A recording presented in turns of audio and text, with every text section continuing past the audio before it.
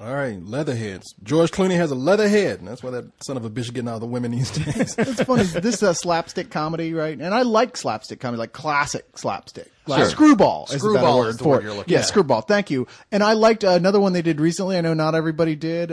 Down with Love. I thought was a lot of fun. Also with Renee Zellweger. I love Down with Love, and that one was placed in the 60s. This one's placed in 1925 at the birth of professional football. And therein lies the problem, because it doesn't know if it wants to be a classic screwball comedy or if it wants to be a movie about the birth of football. No, you're right about that. And you're right. It's 1925. George Clooney has his team of just sons of bitches that just like to cheat. That's how they win every game. Well, it's not so much cheating. I mean, you have to understand, like, these guys, they're like the white equivalent to Bingo Long, Traveling All-Stars, and Motor Kings, where they play, they're almost like the they're almost like the Harlem Globetrotters, where there's a lot of, you say cheating, but it's just like a lot of playing around and doing stuff that just doesn't fit within the rules. No, these motherfuckers are cheating. Well, it's not like they're pulling out pipe wrenches and shit. It's North Dallas 40 if everyone talked like this. Hey, see? Yeah. Give me the old 23 skidoo, eh? No, Watch you throw me the ball, and I'll take it down the other end, see? Yeah, exactly. See, what you're saying is you're making it sound like they're going out there and they're taking the football and going across their shoulders with it. No, they getting out there punching people, putting the ball under their shirts and running with it. So, but when professional football starts coming in, they say this has got to stop, and that makes George Clooney's team start to lose fans, and they never earn any money. So their sponsor gets out the picture and says, we can't support you guys anymore, until a hot young college player comes into the scene and he recruits them onto his team. And they started getting more fame. And that would be John from The Office. Yeah, what's his name? John Krasinski. It's not that hard to pronounce. I don't know why I always have... Because I think it's the guy from Bren and Stimpy every time. I want to say John Chrisfalusi or whatever his name You can pronounce Chrisfalusi, but you can't pronounce Krasinski? Well, he was a genius. Until he went nuts. Well, yeah, most geniuses do. All right, okay. So we're talking about Leatherheads. We ain't talking about goddamn Ren and Stimpy. Stimpy. This is directed Foolishness. This is directed by George Clooney as well, and I think he's done 3 movies now. This is his third film, and the first one was Confessions of a Dangerous Mind, which I thought was brilliant, but It was. nobody saw it. I have no idea what the second film is, though. Good night and good luck. Yeah. Good Night and Good Luck, which I never saw, which was but brilliant. I heard it was brilliant. But this, it actually feels lazy. I was watching it thinking, this is sloppy editing, long scenes that go on forever that don't really seem to serve a purpose in the movie. There's a whole bit with a hat that just threw me off completely, just because they make this big deal about a hat. Now she loves her hat and she's not going to leave it behind, and then she leaves it behind, and it's not even a joke. It's just bad editing. That must have been when I had the family kicked out, because I totally missed that part. Oh, so you had them kicked out. Yeah, Aunt Bunny. Yeah. Yeah, we just said, anybody remember that Eddie Murphy skit about Aunt Betty looking like a Bigfoot? We had a woman who looked like a Bigfoot, and her hair looked like another Bigfoot on top of her head. Corey looked at her and said, "Lady, you got to be quiet." And she looked at him and she said, "Goonie goo goo." Goonie goo goo, Leon. But no, we had to kick a family out, and I missed some of the movie. I guess I missed that part. But you're shaking your head. Well, I don't know. I'm gonna save you for last, because I don't know if you agree with you, because I haven't. I kind of get what you probably thought. I don't know what you think yet. Oh, I was hoping he was going to go first, because I'm pretty sure I'm going to come somewhere in the middle. Okay. I really dug the hell out of this film. I really enjoyed it. I couldn't disagree with Cyrus more. I think George Clooney knew exactly what he was doing. He set out to make a 20s and 30s era screwball comedy. He wanted to make something where it had lots of innuendo. It was lots of character jokes. He wanted to, frankly, crib off of what the Coens were trying to do, what the Coens did with... Hudsucker Proxy? No, not with that one, because that one didn't quite work with people, nor did Intolerable Cruelty. But Oh, Brother, Where Art Thou was the one that really worked, and I felt that that's where he was really going. He wanted to make his Coen brothers film, and that's what this is. It's not quite as good as Oh Brother, Where Art Thou, but I thought it was really good. It had me laughing. There's some great moments in it, some great character stuff, and it really is a good classic style screwball comedy. And I agree with you completely that that's what he was trying to do. It felt like it had a really weak script that wasn't funny. The only parts that were funny was when it's Renee Zellweger and George Clooney going at each other, and that's funny. And there wasn't enough of that. Yeah, I mean, I agree with both of you to different degrees, but probably more with Cyrus and when it finally ends. I mean, to me, this was like George Clooney saying, like, man, people used to compare me to Cary Grant all the time, but they don't so much anymore. what can I do? Aha! I'll write myself a Cary Grant movie and put myself in a starring role. And then those comparisons will just start rolling back in again. Yeah. He's very charming. He does a good job of it. And there's so much about this movie. He has had such a love for that period, and he nails so much of it so well. You just want to love this movie. Really want to love it. And yet, the script is just not there. The jokes are not flying fast enough, and it's not edited in a quick enough pace to make you not see that. And it tries to be too many things to too many people. It's trying to be Oh Brother, Where Art Thou, but it's also trying to be the natural. And it's just like, it tries to cover so much ground that none of it is solid enough. That said, I have to say that George Clooney really gives off this whole Cary Grant vibe.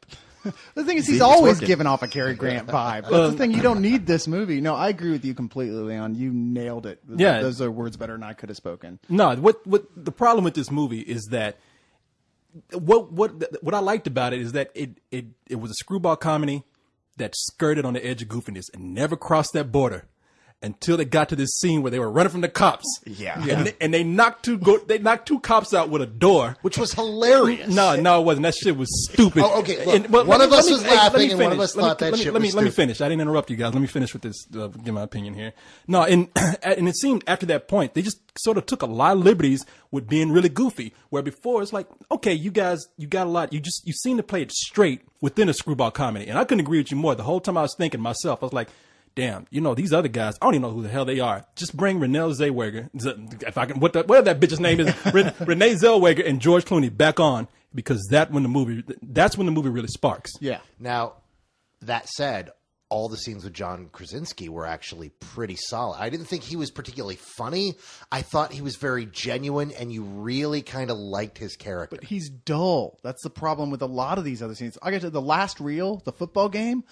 This is the part where it should explode, and I was bored out of my chair. I just couldn't have cared less, honestly. By that time, it had gone on too long. I mean, and it really hadn't been on that long, but just the way it was paced, it felt that way. So, like, it really didn't need that last football scene. No. It could have ended with the guy playing himself and getting exposed, and just go off right there. You say it didn't go on too long, but now while I enjoyed it and I didn't think it went on too long, the movie's 2 hours long.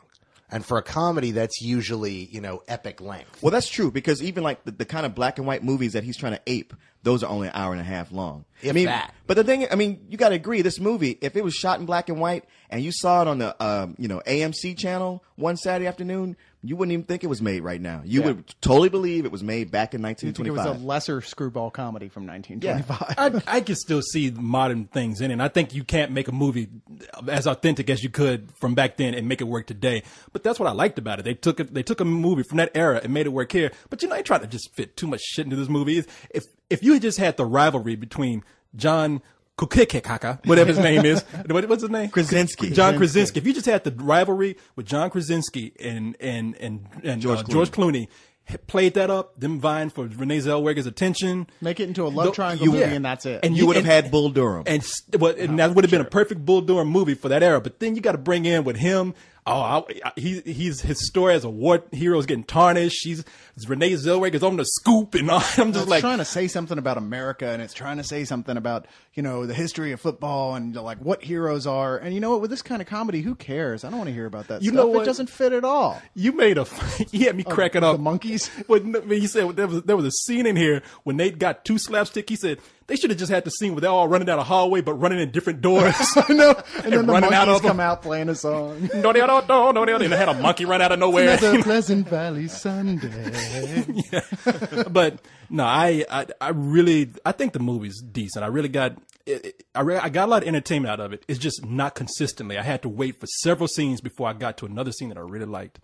I'd say it's worth a matinee, though. I'm not too hard on it. I can't go that far with it. I do give it a rental, and that has to do with two things. One, like I said, the scenes with George Clooney and Renee Zellweger, they spark. They really do, and there's some laugh-out-loud moments there. And two, you want it to succeed so bad, you do, because it's a good idea. Yeah. It just never does. So it's just a rental for being bored through most of it. Man, I am so stuck right in the middle between you guys. I mean, I'm like high rental or low matinee. It's just the artistry of it really impressed me. I'm going to say low matinee. I'm going to be nice. I give it a strong matinee. I don't think it's full price. I do think that it's not a perfect film, but I think it's a very entertaining film. I had a good time with it, and overall, it was just thoroughly entertaining. It was cute. It was adorable. It was a fun little goofy romp, and it was 2 hours of a good time. So strong matinee. I tell you though, Renee Zellweger, she just ain't aging well. I mean, she was never a glamorous, gorgeous Hollywood beauty, but now every time she smiles, she looks like some kind of exotic lizard or something. Now, if we want to talk about not aging I know, well, man. this is actually, as much as I love the Cloonster, this is that first movie where I looked at him in several scenes going, he is kind of getting a little rough around the edges. But I think he might get a Clint Eastwood thing going, though. He might be one of those guys that ages that way as opposed to the Robert Redford. You mean when they kind of drape the skin over his skeleton before he goes in front of the camera? I mean, yeah. Now. Aiming for Clint Eastwood ain't good. You might as well get like a potato sack and put some googly eyes on it. Oh, no, I'm not talking about now. I'm talking about in the 70s and 80s. He's already much older than Clooney is. No, this is true. then. This is true. I love how we're sitting around here talking about how that George Clooney's not looking so handsome now. Well, he's up to his neck in pussy, and we're sitting here looking at the three of us, the four of us. Who's? No, you guys saying he's looking a little old. No, the three of you were right. No, and I, you know what? I ain't that type of dude that's gonna sit back and talk about a woman how ugly she getting. Because if I saw her in a bar, you goddamn right, I'll be dragged out of there. Dude, you're still gonna be talking about how hot Renee Zellweger is 25 years from now. She's gonna be. They're gonna wheel her in a wheelchair, and I'd still hit that. Yeah, you were talking about hitting Diane Keaton not long ago, and she's about ready for the rest home herself at this point. So Renee Zellweger, she's like in her mid-30s, I guess, at this point. And like I said, she's not ugly. She's just weird looking. But the thing is her look. What was so special about her, that squinty bee stung lip look thing that she has going on, was really adorable when she's 25. Now that she's not 25 anymore, it's kind of like, you know what? Can you keep your eyes open throughout the scene? Can I see what color your eyes are? Because right now you look like a bad 1940s World War II stereotype. Do you in fact have eyes? You know what? I wonder if the director, well, I guess the director was George Clooney, but somebody was like, I thought we hired the girl from Chicago. Who is that? No, it really is. This is the first time I really if Renee Zellweger is out there, I still think you're beautiful. I still do you, but it does look like. But in halfway between, I love how you always are the one to say that. Because I'm sure that comforts her too. I'm sure it does, and I want her to know that I'm here for you. After Kenny Chesney, but I do have to say, another gay man. It does look like in the middle of the movie, a bee stung her in her face, and she just starts swelling up a little bit. There are points where she turns her head, and you can see the makeup crack and explode off her neck. Okay, it ain't that bad. Now, come on, man. Leave this one alone. Now you're being cruel. Exactly. Yeah, maybe a little. You just jealous of what you can't have. Oh, that's what it is. I, on the other hand, can call her up at any time. Yeah, to be honest, I'm not gay at all, but I'd still rather nail George Clooney than her, because I'd tell all my friends about nailing George Clooney. I don't think I'd tell them all about nailing Renee Zellweger. That makes you pretty gay. Yeah, that's gay, dude. Well, you did nail George Clooney. What are you talking about, Corey? Where the hell did that come from? Come on, we were at that same festival. He said he'd never say anything. You guys sword fighted in George Clooney's mouth. God. Oh, man. Why'd you have to take it there, dude? I don't know. You the one with, you know what? It was last time a good time. Ramped up. It was getting ramped up further, and it's like, let's just go for the gusto. You had to make it all gay. Yeah. We were just talking about the way that, you can fuck George Clooney. All right, enough of that. Please. Yes, I think we need to get on out of here before this gets any gayer. You know what I'm saying, Mac? It's a little late for that. I see what you're saying there. I don't want any ass in my hole. This review's already gotten gayer than 7 guys blowing 8 guys. Thank you, Patton Oswalt.